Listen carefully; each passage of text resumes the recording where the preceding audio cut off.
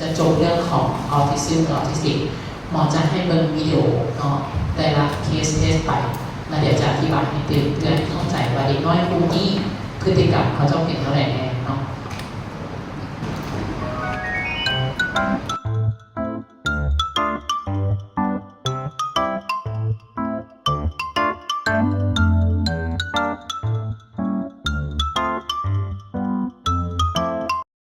เคสนี้นี่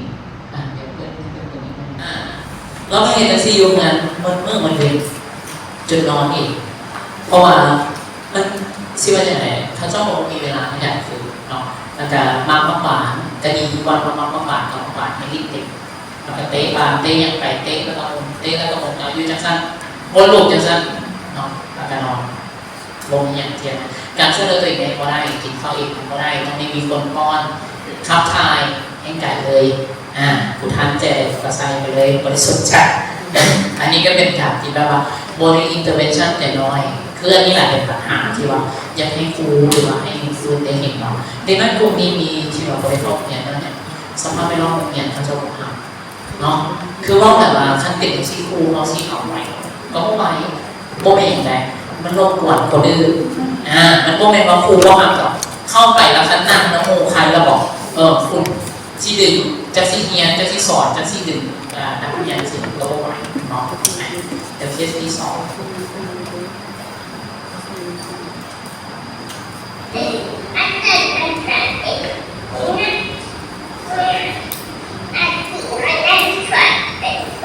เข้าใจเราเนาะ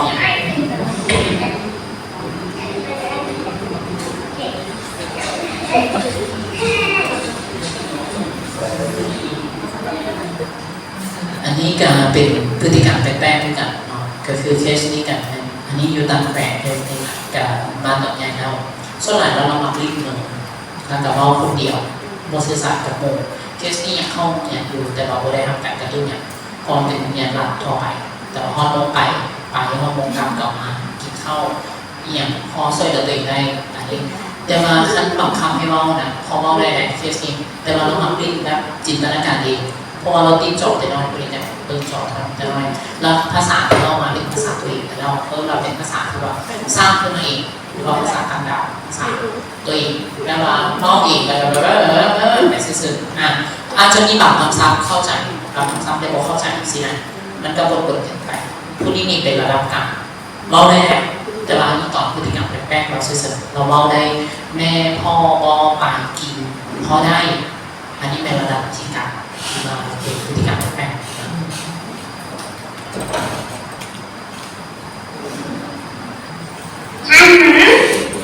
อันนี้แบบอันนี้หมออันนี้เป็นลูกเราไม่ทานหมอคือเคสนี้ค่อนข้างดีเคสนี้เป็นออทิสติกไฮฟังชันเป็นระดับดีคนนี้นะผู้นี้ทำการกระตุ้นหรือว่าบินขวดตั้งแต่3 ปีนี่แหละที่แม่เราพามาบินขวดแต่ว่าไม่ได้ข้อมูลพิเศษเดี๋ยวนี้ยังประคับประคองอยู่อย่างปกติเนาะอันนี้บ้านเขาจะอยู่แถวโลกเขาจะมาเข้าเนี่ยแถวนั้นอาจารย์ไปยังยืนในการเราต้องเข้าไปยังห้องพระเจ้าเนาะแต่ว่าเดี๋ยวนี้อยู่ห้อง2ขึ้นก่อน1 ละขึ้นก่อน1 ละฟังครูแล้วเริ่มฟังเริ่มนั่งนิ่งแต่ว่ามันมงเงียนแล้วมันระเบิดเลยไปเลยเพราะว่าเราเริ่มชื่อเด็กเพราะว่าเขาสอนแต่น้อยมาให้นั่งมันเวลาแล้วจะพอไปก็คือมันเวลาค่อยนี่นะจะชิมาดึงค่อยเชื่อโซ่มาล่ามก็บูอยู่ไปอย่างเดียว30 นาทีนั่นแปลว่าต้องปล่อยเรารีบเต็มที่ยัดซาเองก็ซาไปหมดแล้วเราพอมงเงียนปุ๊บเข้ามานั่งแล้วกันนั่งนะโมแล้วก็เฮียนะโมเริ่มเขียนหนังสือแล้วขึ้นป.1คนนี้นะผู้นี้มีชี้ยังลงเรือแบ่งกันนอกโลแจ้งเพราะมันแต่ละกลุ่มพยานนี่นะมันจะมีความลงเรือเนาะแล้วเขาเจ้าก็จะเดี๋ยวที่พ่อแจ้งแล้วเนาะอันนี้เป็นคลิป before after โมเดลลงให้ดูเนาะทางหมอแจ้งแล้วเพราะว่าขั้นคำเด็กโอแจ้งมันก็สอนเนาะคือตอนบอกว่าสบายดีท่านหมอสบายดีแล้วกันได้แต่ว่านั้นก่อนแล้วกันรับที่2ได้ดีทีละการคิดออกมากันท่านมาเพราะว่าเราคือเจนเนี่ยบอกทานหมอนะเนาะทานหมอเพราะว่าสระเนี่ยต่างๆ เพิ่นยังวอนเข้าใจฟังเนาะเพิ่นฟังแล้วมันก็ว่ามันโดนเราเสื่อๆเป็นลักษณะของปี้คำคือนกแก้วเนาะแต่ว่าโดยรวมการถือว่าดีขึ้นเคสนี้พฤติกรรมอารมณ์ก็ดีขึ้นพัฒนาการก็ดีขึ้นอันนี้ถือว่าเป็นออทิสติกรูติเป็นไฮฟังก์ชันซอยตัวเองได้มาแรกพูดดีนะพ่อแม่เราเห็นแต่ห้างขายเครื่องแบบขายเขาเปียกขายเฟิร์อย่างสินะใช้ไม่ถูกก็เป็นแล้วคิดกินเองแต่เรากินหลายถ้วยหนึ่งไม่ใหญ่ด้วยพิเศษแต่ว่าต้องรวมทุกอย่างนี่ทั้งรวมก็กระบอกกินต้องเมื่อเด็กผมมีลูกศิษย์กระบอกกินไหนมันจะมีความฟิตของเจ้าปีน้อยกูเนี่ยจะเป็นแป้งๆแบบนี้ละเวลาใหญ่แบบบางเคสของเนี่ยเคยกินอันนี้ก็กินแต่อย่างนี้แต่เดียวสมมติคือเคสที่มาอยู่ไทยของอาจารย์ของเพื่อนเข้ากับเขาบอกมีไข่ดาวกูก็กินไข่ดาวต้องหยอกมีวันหน้าเข้าได้ไปหยอกเซบอนซีติดกูก็กินอีกแล้วก็บนตักมาใส่อีกได้คือเขาบอกกินต้องใช้ในข้างในมันเป็นแบบคอนฟ lict ไปเลย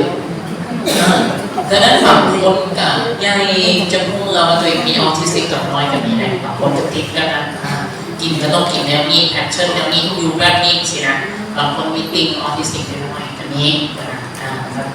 โอเคเดี๋ยวเสร็จต่อไป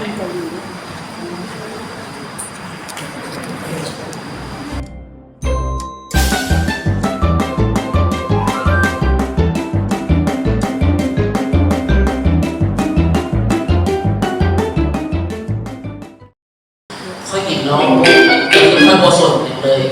ลิ้นแต่ลองอันนี้ก็มันเมื่อเหมือนเป็นอันนี้ก็บริเรียนหนังสือก็คือหมอให้เอาล้อมาทุกอย่างเดี๋ยวนี้ล้อรถจักรก็เสียออกแล้วโบได้พิษโบได้บอกกับเมื่อไฮแพงบางเดียวมันก็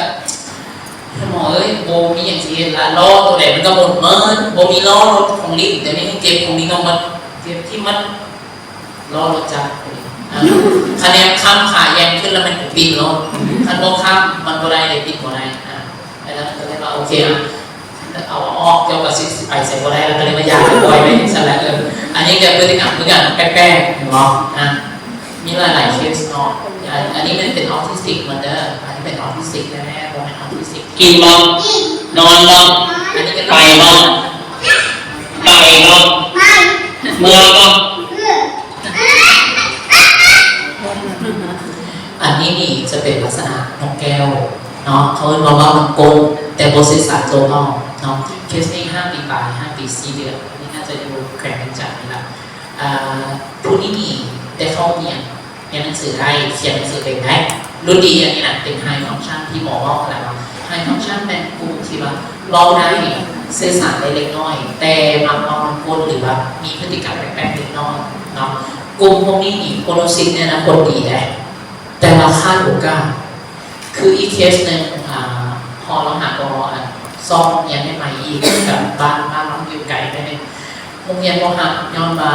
สมมติว่าสินะค่อยเรียนหนังสือนะค่อยต้องได้ออกไปกระดาษนี่นะทีหนึ่งขั้นหมายถึงว่าต้องเป็นคนแรกของทุกเมื่อคันเมื่อนั้นจะไปบอกเอาผู้อื่นลงมานี่นะเมื่อนั้นไปบอกเรียนก่อนแล้วมาเมื่อสินะบอกกันเลยว่าต้องได้ลงครูต้องได้บอกว่าที่เอาเราออกไปกดมูเลยก็ต้องไปคัดใจเราเมื่อนั้นจะอารมณ์ดีจังเนี่ยเขียนได้เรียนได้อันนั้นคือขันคำอยู่บริคำใช้แม่เราเป็นครูสอนคนในห้องป .3 รวดกันเลย แต่เราต้องหมายว่ามันเป็นห้องรวมอีกสิเนาะแล้วนั้นขันคำอีกต้องเป็นคดีบทนึงบทเรียนป .2 มันต้องไปอ่านบทเรียนป .3 ก็ต้องไปอ่านปัญหาคือตัวนั่นแหละก็เลยว่าเอาป .3 มาอ่านเกาโบแล้วยิ่งต้องเอานางขันคำขึ้นมาตัวเดียวกระดาษนี่มันเปิดขึ้นมาบ่ได้คันเปิดขึ้นมาแล้วแล้วจะเอาปูนขึ้นมาหนูเป็นยังถ้าเอาปูนขึ้นมาก่อนเป็นเรื่องอันนี้จะเป็นแปลกๆอันนี้คือฐานอันนี้นี่เคสนี้แมนว่ามันโคตรเป็นลักษณะคือนกแก้วสื่อสารตัวต้องโอเคถามว่ากินบอกินมันตอบได้แต่ถามว่าเอาคำนำก้นที่เราถามมาตอบแต่โมเป็นการสื่อสารว่าเพราะว่าเดี๋ยวนี้เรา5 ปีไปต้องสื่อสารว่าโอ้ต้องเก็บได้ลูกขอแน่เอามาแต่นี่ถามคำตอบคำคือบางคนถามว่าเอาบอกตอบมาคือกินบะโลกกินบอกสินะเป็นเทียนแม่ถามว่าคนปกติเป็นเป็นใน2 ปี2 ปี 6 เดือนกายนั้นระบบเป็นไหนท่านกาย2 ปี 6 เดือนยังบอกจังซี่ดูผิดปกติ นะดังนั้นนำมาสองนี้เดือนคำว่าที่เป็นลักษณะการว่าน้ำก้นเป็นนกแก้วปกติขั้นกายสองยกเดือนโบมีการสื่อสารผิดปกติ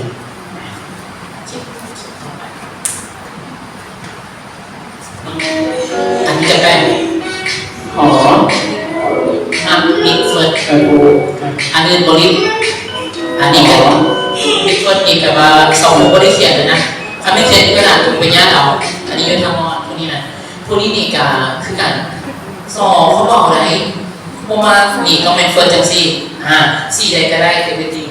แต่ว่าสองบิ๊กเขาบอกเขียนก็ต้องเฟิร์สมาเขียนโบเป็นเขียนใช้กระดานเขียนใช้ฝาอันที่กูว่าห้ามเป็นย้อนเขียนใช้ฝาเพราะว่ามีอย่างปืนแล้วเขาว่าห้ามพอลูกจะตีบิ๊กเฟิร์สนี่นะก็เลยง่ายๆแบบเงี้ยปกติใช้สอขาวสมัยนี้จบข่าวโมมีเฟิร์สเนียนได้พวกนี้นะมองมันดีใจนะสุดท้ายก็นี่เงียนหลักเอกสารโมมาใส่บิ๊กเฟิร์สก็ไม่ใส่สอขาวแล้วก็ได้เปลี่ยนก็ได้แบบไปสินะมันต้องอาเดนไปตามเราก็มันอาเดนช่วยกันเช่น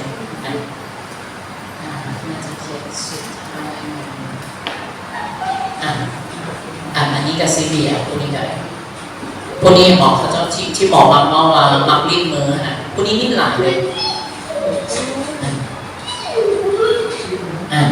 ลิ้นกระโดดแล้วก็โบยูบอลเกาอันนี้หลังนี้เพราะว่าทางซีเบียออทิสติกทาง ADHD หรือว่าสมาธิสั้นมองกันดังนั้นโบเป็นแต่สองโรคแหละโบเป็นแต่โรคเดียวเลยเป็นสองโรคมองกันได้แต่ว่าในสมาธิสั้นนะโบได้เป็นออทิสติกมองกันนี้แต่ว่าคันออทิสติกนะแบบนี้สมาธิสั้นของมันได้ดังนั้นคนละพยานเลยอย่าโลงกันออทิสติกคือออทิสติกแต่ว่าสมาธิสั้น ADHD คือ ADHD เนาะบางวันนี้เขามีคำถามบอกเพราะว่าอันนี้แม่นการเปิดเรื่องของออทิสติกก่อนเพื่อให้สัมภาระได้มีคำถามหรือมีส่วนร่วมหรือว่าเขาเห็นลูกหลานเขาหรือครูมีลูกมีหลานที่เป็นหรือมีนักเรียนเขาเป็นสามารถเราเคสหมอฟังหรือว่าอยากถามน้องเหนือจะมีจะถามได้เขาเป็นอย่างเซอร์เลยแต่ละโรงเรียนจะได้เขามีหลักโรงเรียนเขาเนาะ